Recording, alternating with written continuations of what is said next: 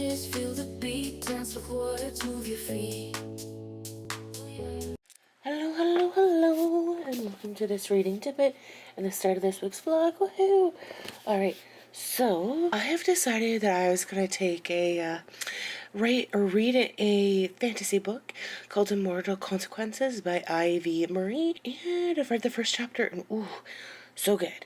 It's almost 500 pages, so I got my work cut out for me this week in finishing this book, but I think I got it. And so now it's about students in this academy called Blackwood Academy, and we've learned about the decennial, where every 10 years a student is selected by the headmasters to do 4 challenges to test their magical abilities, to be able to become somebody who can help out the students or the headmaster, right?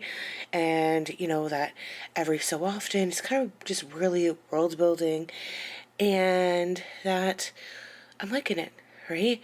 We are following right now, we're following Ren and Emilio. And that Ren has a roommate, and it's just kind of world building. I don't want to give much away, but I'm looking forward to reading it. It was very captivating, so I'm happy that I selected it from Book of the Month, and there's 6 parts to it, so I have flagged all 6 parts here, so that is, well, I guess it's 5 parts plus afterwards, so let us something.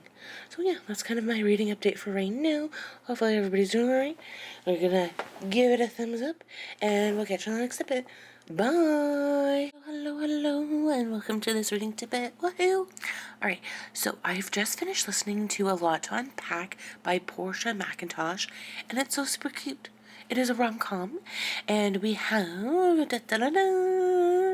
Liberty, who finds out that her boyfriend Ben is cheating on her through a dating app called Matcher.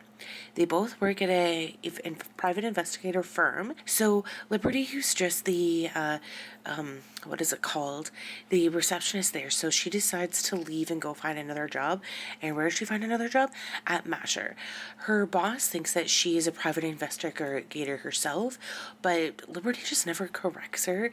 And so Liberty ends up going on this like mission to investigate the ex-husband, or Paige's ex-husband and ex-partner, or of the company, to see what he is doing for the company.